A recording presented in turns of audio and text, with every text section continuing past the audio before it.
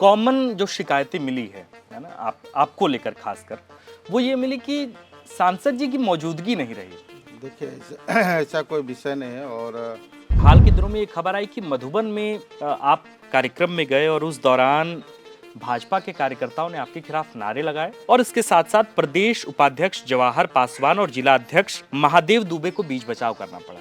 इस बात में कितनी सच्चाई है? आपने जयराम महतो के बारे में सुना है और जाहिर है कि आपने मथुरा महतो के बारे में भी सुना होगा। ये दोनों लोग प्रत्याशी हैं और दोनों लोग जो हैं वो चुनाव लड़ रहे हैं। तो इस बार क्या त्रिकोणीय मुकाबला होने की संभावना है क्या? आपको मथुरा महतो ज्यादा दावेदार मजबूत लग रहे हैं या जयराम महतो? देखिए कोई फैक्टर नहीं है हमारे लिए वो सब। जैसे तोपचांची के मंडल अध्यक्ष हैं या मंडल कार्यकर्ता हैं, वे लोग आपके खिलाफ मुखर होकर बोल रहे थे, तो ऐसा क्यों है? बीजेपी के कार्यकर्ताओं को वाकई आपने नजरअंदाज किया है? मैं किसी दल के बारे नहीं कर सकता हूँ। लोग तो केंद्र सरकार के स्तर पर भी नौकरियों और उसकी बहालियों को लेकर भी सवाल कर सकते हैं कि 2 करोड़ नौकरियों की वादे किए गए थे एनडीए सरकार की तरफ से, लेकिन उसमें कितने, क्या 2 करोड़? आप ये कह रहे हैं कि क्या 2 करोड़ नौकरियां दी गई हैं इस देश में? आपने एक दफा सार्वजनिक मंच पर यह कहा कि रामगढ़ मेरी पहली प्राथमिकता में है, मैं सब कुछ छोड़ सकता हूं लेकिन रामगढ़ नहीं छोड़ सकता। झारखंड लोकसभा चुनाव के मुहाने पर आकर खड़ा है। झारखंड के 14 लोकसभा सीटों में से 13 लोकसभा सीटों पर बीजेपी ने अपने कैंडिडेट उतारे हैं, जबकि 1 लोकसभा सीट पर एनडीए के प्रत्याशी को रिपीट किया गया है। आप जानते हैं कि वो प्रत्याशी हैं चंद्र प्रकाश चौधरी, जो फिलहाल किसी चेहरे के, किसी पहचान के मोहताज नहीं है, और वो सीट है गिरिडीह, जहां से भी चुनाव लड़ रहे हैं, यानी वहीं से उनको रिपीट भी किया गया है। चंद्र प्रकाश चौधरी क्यों जरूरी हैं, उन पर बातचीत क्यों होनी चाहिए, उनसे साक्षात्कार क्यों होनी चाहिए, नेतागण के इस सेगमेंट में अलग क्या उनसे बातचीत होगी, ये तो हम आपको बताएंगे ही। लेकिन आपको मोटा मोटी स्तर पर यह बता दें कि साल 2005 के पहले उनकी राजनीति में ठीक ठाक दखल भी रही, लेकिन एक्टिव पॉलिटिक्स में उनका उदय साल 2005 में हुआ, जब उन्होंने पहली दफा रामगढ़ से विधायकी का चुनाव लड़ा। 2005, 2009 और फिर 2014 लगातार 3 बार विधायकी का चुनाव उन्होंने जीता। और उनके बारे में यह भी कहा जा सकता है कि 3 बार रामगढ़ से चुनाव जीतने वाले विधायक रहे चंद्र प्रकाश चौधरी ने 5 बार मंत्री पद की शपथ ली। अगर बाबूलाल मरांडी को छोड़ दिया जाए, अगर हेमंत सोरेन को छोड़ दिया जाए और अगर चंपाई सोरेन को छोड़ दिया जाए, तो झारखंड के पूर्व मुख्यमंत्रियों में कोई ऐसा मुख्यमंत्री नहीं बचा जिनके कैबिनेट में चंद्र प्रकाश चौधरी की उपस्थिति न रही हो। आज हमारे साथ चंद्र प्रकाश चौधरी खुद नेतागण के सेगमेंट पे बातचीत करने के लिए मौजूद है। सबसे पहले तो सर बहुत बहुत शुक्रिया, आपने समय निकाला है। चलिए धन्यवाद आपको। इतने लंबे राजनीतिक अनुभव के बाद क्या गणित कह रहा है इस बार गिरिडीह का? देखिए अभी 2005 के बाद लगातार एक्टिव पॉलिटिक्स में रहे और रामगढ़ से 3 बार हम विधायक भी रहे और मंत्री भी बने। उसके बाद पार्टी का निर्णय हुआ कि गिरिडीह लोकसभा क्षेत्र से ही चुनाव लड़ना है, तो वहाँ से लड़े भी और वहाँ से भी बहुत ही अच्छा और सबसे अधिक मार्जिन से गिरिडीह लोकसभा का आज तक का जो मार्जिन रहा सबसे अधिक रहा। तो जनता का समर्थन काफ़ी मिला, जनता और गठबंधन का भी सहयोग काफ़ी अच्छा मिला और हम लोग भी लगभग 13 लोकसभा क्षेत्र में भारतीय जनता पार्टी के उम्मीदवार को मजबूती के साथ हम लोग, हमारे कार्यकर्ता जितना भी है सभी लोगों ने सहयोग किया।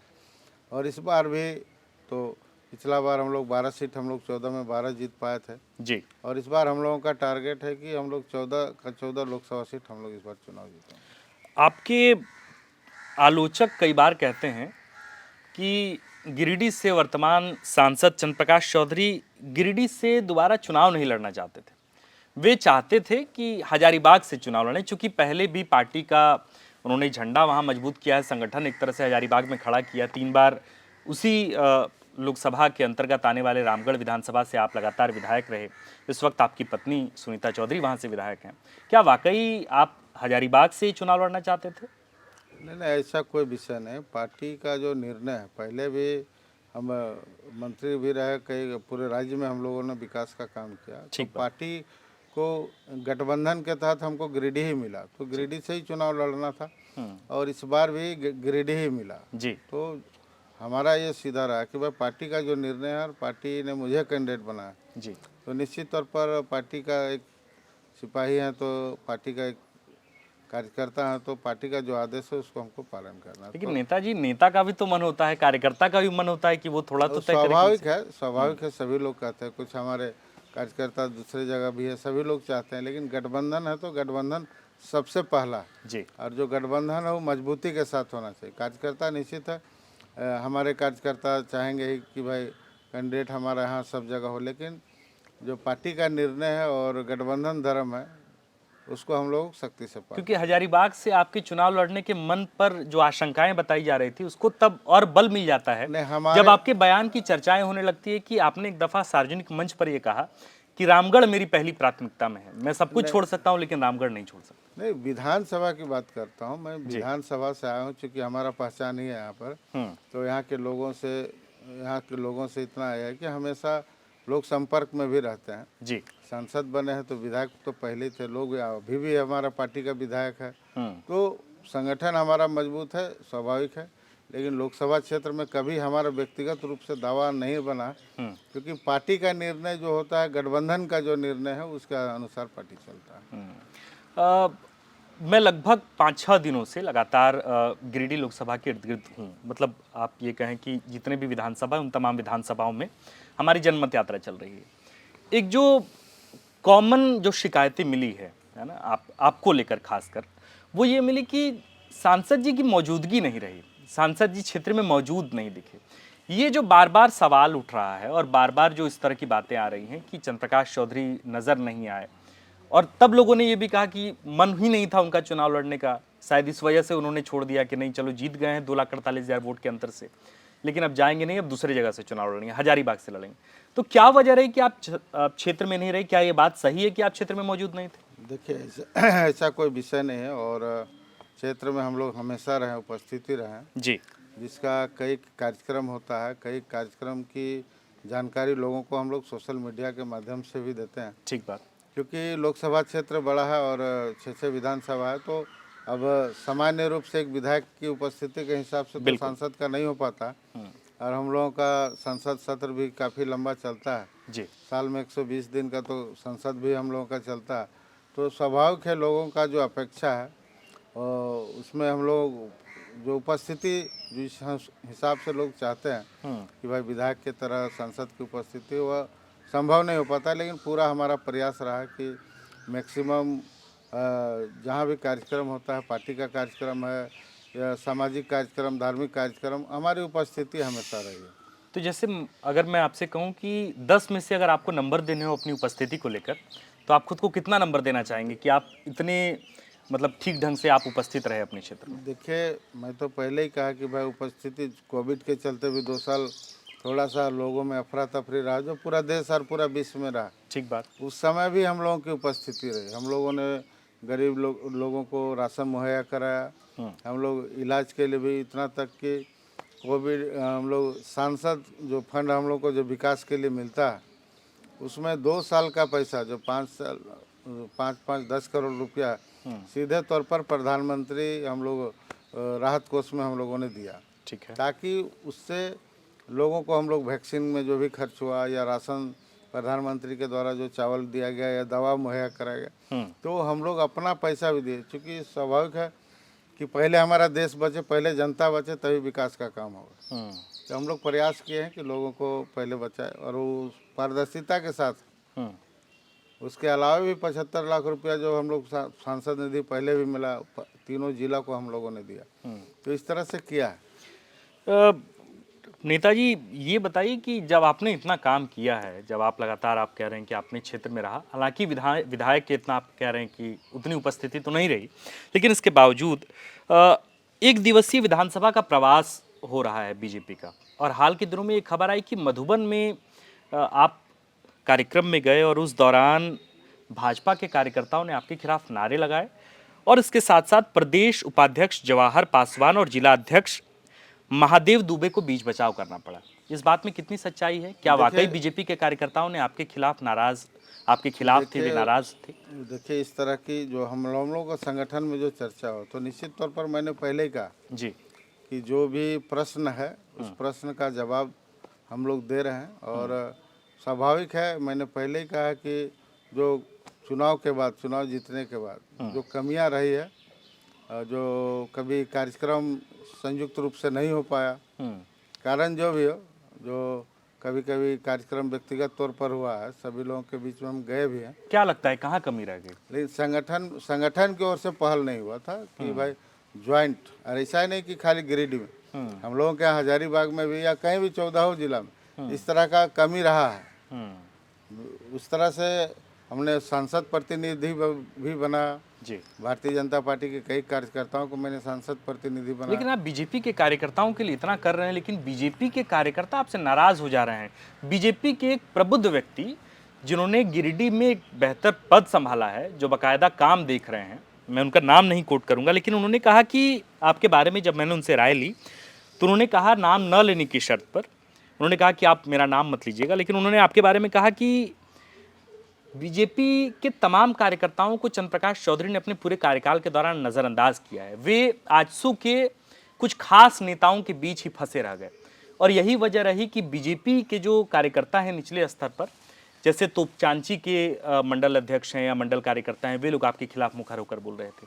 तो ऐसा क्यों है? बीजेपी के कार्यकर्ताओं को वाकई आपने नज़रअंदाज किया है? मैं किसी दल के बारे नहीं कर सकता हूँ, और किसी कार्यकर्ताओं के बारे में जो शिकायत है जी, यह हम नहीं कह सकते हैं कि उनको किस बात की नाराज़गी है।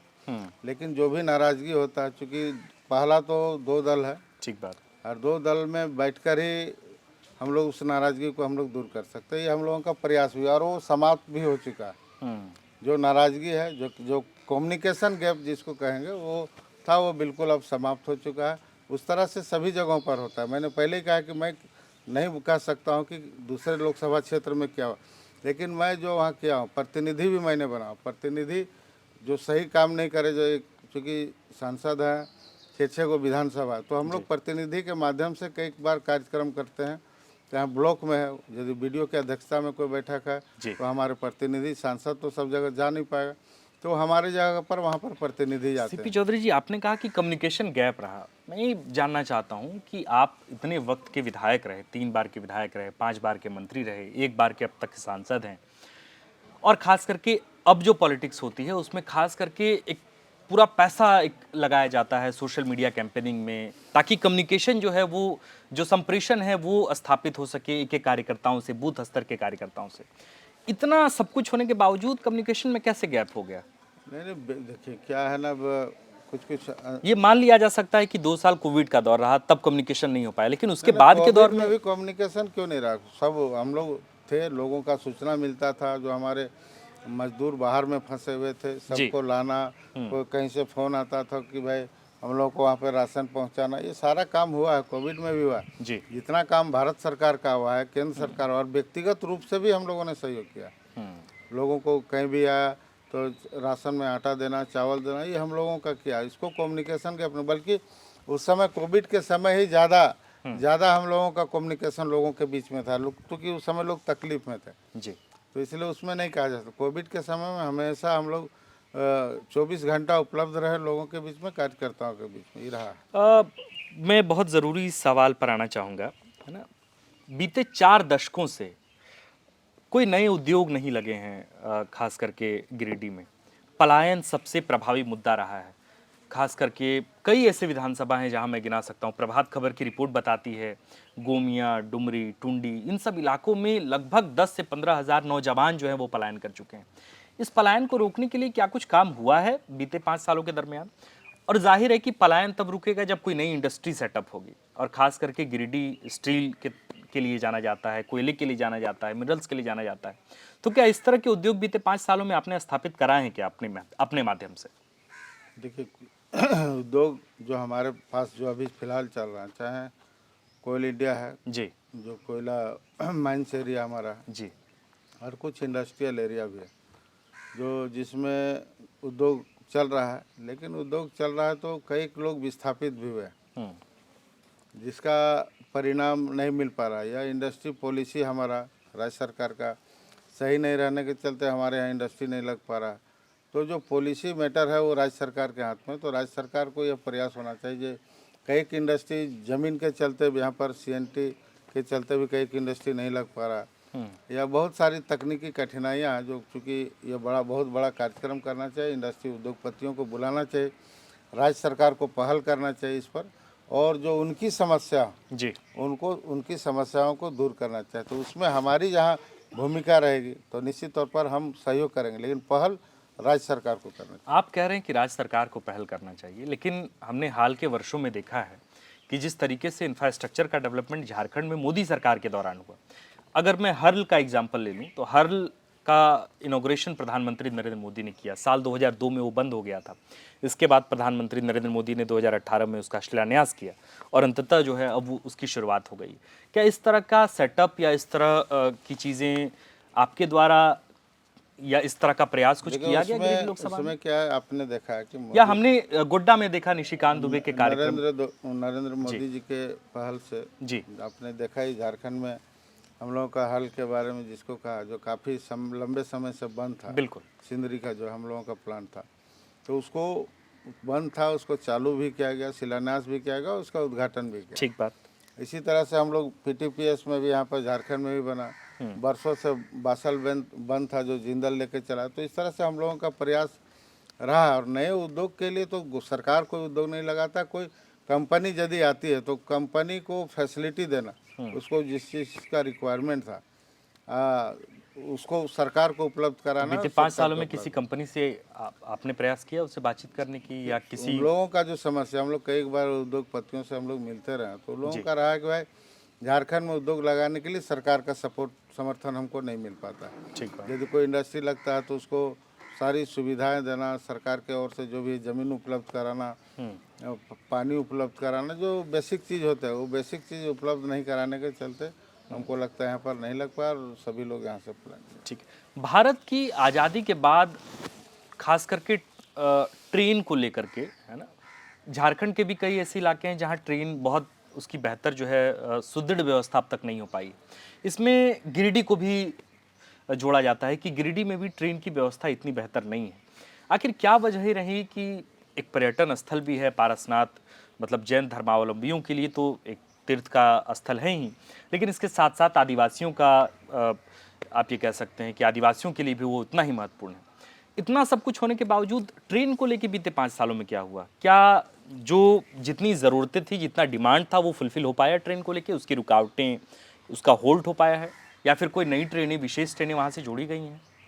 देखिए, ट्रेन सुविधाएं जो खास करके गिरिडीह लोकसभा के लिए और कोयलांचल क्षेत्र के लिए, ठीक बात। जो सुविधाएं, जो कमी है, हम लोग उसको महसूस भी किए हैं। और नई रेलवे लाइन के लिए पारसनाथ से गिरिडीह जी, जो बिल्कुल जोड़ने के लिए हम लोगों ने प्रयास किया। ठीक है। और वह प्रयास हम लगातार रेल मंत्रालय से मिलकर प्रश्न भी हमने उठाया उसको लेकर, लेकिन ये जो हम लोगों का राज्य सरकार का, मैंने पहले कहा कि कोई भी बड़ी प्रोजेक्ट को लाने के लिए राज्य सरकार का सहयोग चाहिए। गिरिडीह से रेलवे लाइन का सर्वे के लिए राज्य सरकार को भी करीब 100 करोड़ रुपया का उसमें लागत आया कि भाई सर्वे करने में और सारा भूमि अधिग्रहण में इसमें इतना पैसा लगेगा। ठीक। तो राज्य सरकार को आधा देना है, केंद्र सरकार को आधा देना। तो केंद्र सरकार 50 करोड़ अभी भी दिया हुआ है, मेरे पास चिट्ठी में सारा प्रमाण। लेकिन राज्य सरकार को चीफ सेक्रेटरी को लिखा गया कि भाई राज्य सरकार की ओर से भी पैसा दिया जाए ताकि इस काम को शुरू किया जाए, लेकिन अभी तक दुर्भाग्य है कि अभी तक राज्य सरकार उस पैसा को जमा नहीं किया। तो फिर हम प्रयास कर रहे हैं, यदि राज्य सरकार नहीं देगा तो हम आने वाले समय में हम पूरा भारत सरकार रेल मंत्रालय से कहेंगे भाई राज्य सरकार का सपोर्ट नहीं मिल रहा है तो केंद्र सरकार ही इस भार को उठाए। तो अब तक इस प्रोसेस को पूरा होने में 5 साल का समय लग गया। मैंने पहले कहा कि भाई हम, या फिर ये अभी तक जो है लगभग लंबे वर्षे से जो है ये अटका हुआ है राज्य सरकार का। क्योंकि कोई भी रेलवे परियोजना होता है तो जो नियम सिस्टम जो बना हुआ पहले से ही जी, कि उसमें राज्य सरकार का सहयोग, यदि कहीं फ्लाईओवर भी बनता है जी, तो वहाँ पर राज्य सरकार का सपोर्ट चाहिए। जो भी प्रोजेक्ट लागत आता है उसका आधा राज्य सरकार और आधा केंद्र सरकार देता है, ये सिस्टम जो बना। तो राज्य सरकार का सपोर्ट नहीं। आपके पूरे क्षेत्र में क्या इस बात को कम्युनिकेट किया गया कि हमने अपने स्तर पे किया लेकिन राज्य सरकार मदद नहीं कर रही? बाजाबते राज्य सरकार को चीफ सेक्रेटरी को चिट्ठी भी गया कि इसको और एक बार नहीं 2 बार चिट्ठी गया कि भाई इस प्रोजेक्ट को बनाने के लिए कुल लागत इतना आएगा, इसका 50% हम लोग को दिया जाए ताकि हम लोग इस काम को शुरू कर सकें, लेकिन राज्य सरकार नहीं दिया। ठीक है। मैं अब थोड़े सियासी सवाल पर आना पसंद करूंगा। आप 2019 में गिरिडीह से चुनाव लड़े, ये हमारे एक दर्शक ने हमें लिखकर भेजा है, तो मैं साफ साफ ये सवाल जो है आपके समक्ष रख देता हूँ बगैर इसके शब्द में, इसके शब्दावली में कोई परिवर्तन किए। उन्होंने लिखा कि चंद्र प्रकाश चौधरी जी ने 2019 में गिरिडीह से चुनाव लड़ा, लेकिन 2014 में जब उनकी पार्टी आजसू भाजपा से अलग होकर चुनाव लड़ी थी, तब उनकी पार्टी को सिर्फ 55,000 वोट मिले थे और उनका वोट प्रतिशत तब था 5.7%। इस साल भाजपा को 40% वोट तब मिले थे 2014 में। जब आप भाजपा के साथ लड़े, यानी जब 2019 में आपने चुनाव लड़ा, तो आपको 58% वोट मिला। यानी आपको मिलने वाले वोट का 90% हिस्सा भाजपा की वजह से है और मोदी के चेहरे पर है। आपका अपना वोट 5 से 6% है। इस पर आपका टेक क्या है? देखिए, लोकसभा चुनाव है और लोकसभा चुनावी माहौल होता है जी, और लोकसभा चुनाव नेतृत्व पर चुनाव लड़ा जाता है। नरेंद्र मोदी जी के नेतृत्व में चुनाव होता है। नरेंद्र मोदी हमारे प्रधानमंत्री होंगे जी, और जिसकी अगुवाई करेंगे और जनता नेतृत्व को देखकर उसका वोट देता है, ना कि इंडिविजुअली कोई किसी व्यक्ति विशेष पर वोट देता है। मैंने पहले कहा कि एनडीए के उम्मीदवार के रूप में हमने चुनाव लड़ा और भारतीय जनता पार्टी आजसू पार्टी मिलकर लड़ा। वोट प्रतिशत किनका कितना है वो तो अलग विषय है, लेकिन नेतृत्व पर, मोदी जी के नेतृत्व पर हमने चुनाव लड़ा। किसी का व्यक्तिगत कोई ये नहीं होता है, प्रभाव होता है, लेकिन कुछ प्रभाव होता है पार्टी का, दल का, जो विधानसभा और लोकसभा में काफ़ी अंतर होता है। बिल्कुल आपने देखा ही होगा कि लोकसभा में हम लोगों को 65 सीट, विधानसभा में हम लोगों को लीड मिला था मोदी जी के नेतृत्व। लेकिन जब वही विधानसभा में आप जाइएगा तो उसमें परिवर्तन हो जाता है। हमने सभी विधानसभा में हम लोगों ने लीड किया था, लेकिन जब विधानसभा चुनाव आया तो मात्र 2 सीट हम लोग जीत पाए, गोमिया। तो उसमें यह गठबंधन नहीं होने के चलते ये चीज़ हुआ था। हम लोगों को उस समय गठबंधन नहीं हो पाया था, तो हम लोग का वोट का डिवाइड हो गया, जिसके चलते हम लोगों को सीट में कमी आया। मैं पूछना चाहता हूँ, और चूंकि आप इतने अनुभवी नेता हैं, क्या कैंडिडेट को अपने प्रभाव के स्तर पर भी चुनाव लड़ना चाहिए? ठीक है कि पार्टियां हैं, गठबंधन है, अलायंस है, सब कुछ है, पर चंद्र प्रकाश चौधरी क्या है ये दुनिया को तो पता होना चाहिए। कम से कम गिरिडीह लोकसभा सीट की जनता को पता होना चाहिए कि मैं इस कैंडिडेट को वोट क्यों दूं। तो क्या एक प्रभाव चंद्र प्रकाश चौधरी का? हमारा पहचान शुरू से ही बना है। मेरा पहचान काम का पहचान है और हम लोग शुरू से जमीन से जुड़े हुए हैं। हर एक लोगों के समस्याओं के बारे में, हर एक क्षेत्र के बारे में हमको अच्छा अनुभव है जी। तो लोग इस बात को समझते हैं। पार्टी एक अलग विषय है, लेकिन जो व्यक्तिगत जो है काम है, जो पहचान है हमारा है, जिसके बदल पर लोगों को रामगढ़ जैसे पहचान बना। हमने जिला बनाया, ब्लॉक बनाया, यहाँ पर इंजीनियरिंग कॉलेज खोला, पॉलिटेक्निक कॉलेज खोला, ITI कॉलेज।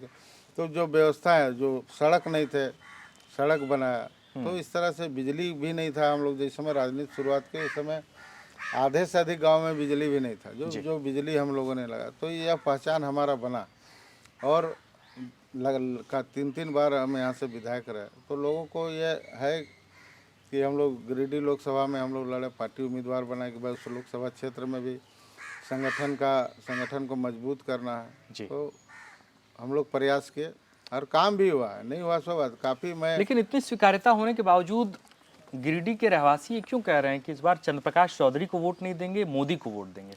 ये बहुत बड़ा स्टेटमेंट है और इसके मायने बहुत अलग हैं। मैंने पहले ही कहा कि कोई किसी का व्यक्तिगत चुनाव नहीं होता है। लड़ने के लिए कई लोग चुनाव लड़ते हैं। तो पिछला बार भी 15-16 चुनाव लोग लड़े थे उम्मीदवार।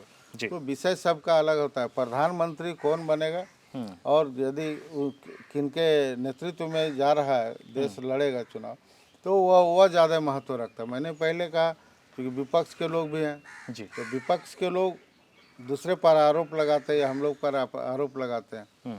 तो विपक्ष पहले ये तो बताए कि उनका प्रधानमंत्री कौन होगा। अभी तक तो कोई चेहरा भी नहीं सामने आ रहा जी। तो उन लोगों पर कैसे लोग भरोसा करेगा, जनता कैसे भरोसा करेगा? मैं ये कह रहा हूँ, आपने कहा कि गठबंधन के या यूं कहें कि केंद्र के स्तर पर लोग देख के वोट करते हैं। क्या ये जरूरी नहीं है कि कैंडिडेट को देखकर भी लोग वोट करें? या आपको क्या महत्वपूर्ण लगता है कि सिर्फ 100% वोटिंग जो है वो नेता जो सेंटर में है उनको देख के वोटिंग होनी चाहिए, या फिर कम से कम 20% भी वोटिंग अपने कैंडिडेट को देकर होनी चाहिए? आपका राय क्या है? निश्चित होना चाहिए। संगठन है जी। मैंने कहा कि मैंने पहले, क्योंकि हमने उदाहरण देखा है, AK रॉय जैसे लोग जो धनबाद में चुनाव जीत करके 3 बार आए, वे लोग तो अपने हिसाब से आए। वो लोग तो निर्दलीय चुनाव जीत करके 2 बार AK रॉय धनबाद से आए। तो उन लोगों की अपनी पहचान, अपनी सशक्त पहचान रही। वीके राय जिस समय राजनीति करते थे उस समय वहाँ का जो कोयलांचल क्षेत्र था उनका अपना पहचान था, मजदूर के हित में हमेशा रहे जी। चुनाव भी लड़े, जीते भी, और कई इस तरह का होते रहा इतिहास। विनोद बिहारी महतो रहे, बिल्कुल, वह भी काफ़ी संघर्ष के। तो इस तरह से हम लोग उन्हीं लोगों से हम लोगों को प्रेरणा मिला, संघर्ष भी हम लोग उसी हिसाब से। ठीक है। इस बार क्या लग रहा है कि जो गिरिडीह लोकसभा सीट है, अब मैं गिरिडीह पर बिल्कुल स्पष्ट तौर पर बात करता हूँ। आपने जयराम महतो के बारे में सुना है और जाहिर है कि आपने मथुरा महतो के बारे में भी सुना होगा। ये दोनों लोग प्रत्याशी हैं और दोनों लोग जो हैं वो चुनाव लड़ रहे हैं। तो कुल मिला के हुआ ये है कि कुर्मी समुदाय से आने वाले तीनों नेता, जिनका जमात एक ही है ना, कहा जाता है कि आजसू का भी जिस तरीके से जनरलाइज किया जाता है कि कुर्मी मतदाता जो है उनको वोट देते हैं ज़्यादा स्तर पर, जयराम महतो भी जिस समुदाय से आते हैं, कुर्मी मतदाता उनके पीछे भी लामबंद हो सकते हैं। मथुरा महतो भी जो है उनका भी वही वोट, उनके ज़्यादातर जो है वो वोटर्स ही हैं। तो इस बार क्या त्रिकोणीय मुकाबला होने की संभावना है क्या? देखिए, मैंने पहले ही कहा कि ये राष्ट्र के लिए चुनाव होता है और देश के लिए चुनाव, और प्रधानमंत्री के लिए कौन बनेगा इसके लिए चुनाव होता है।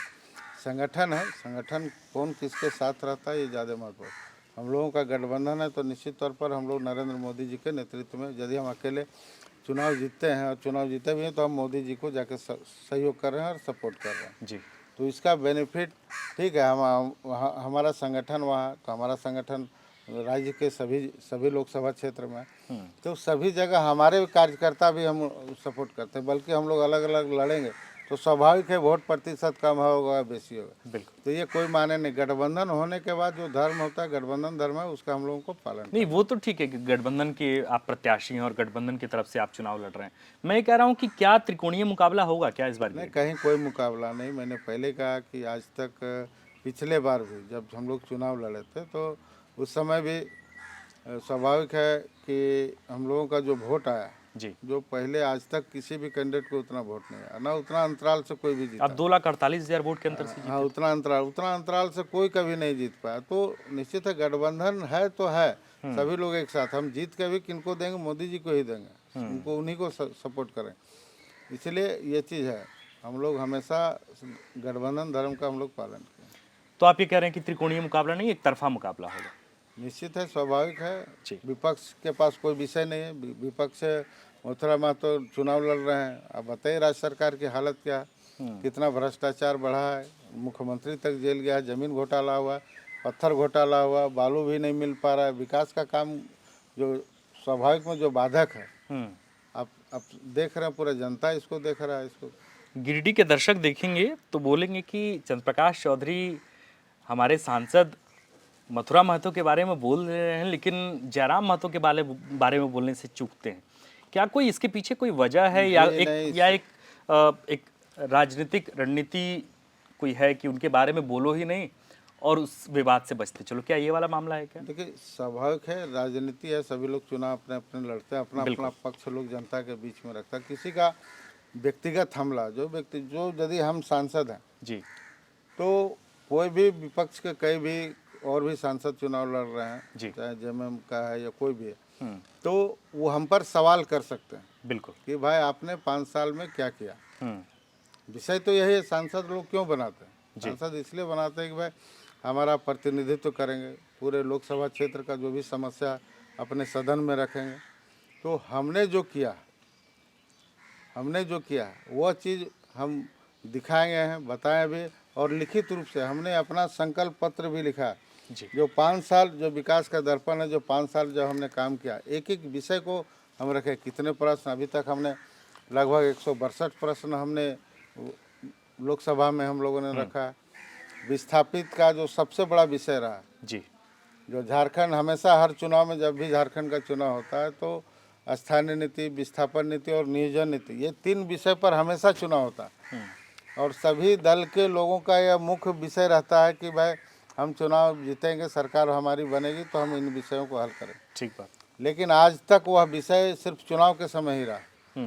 खास करके झारखंड मुक्ति मोर्चा जो अभी सरकार चल रहा है, आप बताइए, उस समय लोगों को कहा गया कि 5 लाख लोगों को नौकरी देंगे, एक भी मिला क्या? किस प्रकार नौकरी हो रहा है, किस प्रकार नौकरी को भी बेच दिया गया। देखेंगे, क्वेश्चन आउट हुआ सेजल का। तो अभी जेपीएससी का भी क्वेश्चन उसी तरह से संदेहास्पद रहा। लोग तो केंद्र सरकार के स्तर पर भी नौकरियों और उसकी बहालियों को लेकर भी सवाल कर सकते हैं कि 2 करोड़ नौकरियों की वादे किए गए थे एनडीए सरकार की तरफ से, लेकिन उसमें कितने, रेलवे क्या 2 करोड़ आप ये कह रहे हैं कि क्या 2 करोड़ नौकरियां दी गई हैं इस देश में? रोजगार के लिए जो भी पहल हुआ है भारत सरकार के द्वारा किया गया, आंकड़े हैं। आप रेलवे में भी बहाली हुआ अभी हो रहा है। तो जो केंद्र सरकार का जो विषय तो एनडीए के प्रत्याशी चंद्रप्रकाश चौधरी, हमेशा हम लोग उसको भी रखें कि नौकरी लोगों को कैसे ज़्यादा से ज़्यादा रोजगार मिले। प्रधानमंत्री के द्वारा भी रोजगार देने के लिए हर एक जगह पर हर एक ब्लॉक तक में लोगों को स्वरोजगार के लिए ट्रेनिंग दिया गया, पढ़ाया गया, लोगों को कई जगह पर रोजगार भी मिला। तो रोजगार के लिए हम लोगों का पूरा पहल हो। मैं थोड़ा गिरिडीह पर वापस लौटना चाहूँगा।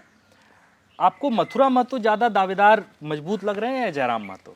देखिए, कोई फैक्टर नहीं है हमारे लिए वो सब, क्योंकि 36% वोट तो कम से कम मथुरा महतो का एक फिक्स है। चूंकि हमने 2014-2019 में देखा है कि 36.6% वोट जो है वो मथुरा महतो की तरफ रहा है ना। और 3 जो प्रत्याशी हैं वर्तमान में गिरिडीह से, उन तीनों का जो वोट रहा है, जो तीनों की जो मतदाता वर्ग रहे हैं वो कुर्मी समुदाय से हैं। तो क्या जिस कुर्मी समुदाय के माथत हार और जीत का अंतर तय होता है, इस बार छिटकने के उनके चांसेस ज़्यादा लग रहे हैं क्या? नहीं, देखिए, मैं कहा कि समुदाय विशेष पर कोई चुनाव नहीं होता है, उम्मीदवार होते हैं। थोड़ा सा सॉफ्ट कॉर्नर लोगों का रहता है, लेकिन जो मुद्दे होते हैं, असल में जो मुद्दे होते हैं देश के लिए, वह विषय सबसे ज़्यादा मजबूत रहता है कि कौन देश के बारे में, कौन देश हमारा चलाएगा। सब लोग उसके पार्टी और दल से ऊपर उठकर भी लोग इस पर मतदान करते हैं। पिछला बार भी हमको लगभग 71% अपने समाज का वोट मिला था जी। तो यह है कि सामाजिक दृष्टिकोण से इसको नहीं देखना चाहिए, इसको काम और देश के विषय पर, राष्ट्र हित में इसको। ठीक है, आप क्या वजहें, 2-3 वजहें आप क्या गिनाना चाहेंगे? मथुरा महतो आपके समक्ष क्यों प्रबल दावेदार, मजबूत कंपटीटर नहीं? देखिए, उनके पास क्या है, उनके पास इससे पहले भी इससे मजबूत कैंडिडेट जो जगन्नाथ महतो, आप भी 3 बार विधायक रहे, वो भी विधायक रहे टुंडी से लगातार। वो भी जगन्नाथ महतो भी चुनाव लड़े थे पिछला बार जी। और जो इनसे ज़्यादा मजबूत अपने आप को दावेदार और कद्दावर नेता कहे जाते थे, तो वैसे नेताओं को भी हमने शिकस्त दिया। तो निश्चित है मथुरा महतो हैं, चुनाव लड़ रहे हैं जी, इंडिया गठबंधन के उम्मीदवार हैं जी, अपना चुनाव लड़े, लेकिन परिणाम है पिछला बार से बेहतर परिणाम इस बार एनडीए को मिलेगा और काफ़ी अंतराल से हम लोग चुनाव जीतेंगे। और कितना भी उम्मीदवार हो, हमारे लिए कोई फैक्टर नहीं। और जयराम महतो क्यों आपके लिए प्रबल दावेदार नहीं? हमारे लिए कोई फैक्टर नहीं है। दावेदारी करना अलग बात है, जिनका ना कहीं कोई संगठन है, ना कोई दल, ग्रामीण स्तर पर जाने पर या कहीं भी जाए, ना उनका संगठन पंचायत स्तर पर भी नहीं, ना शहर में पंचायत। बिना संगठन का कोई चुनाव जीत जाएगा? कोई हवा में बात करेगा?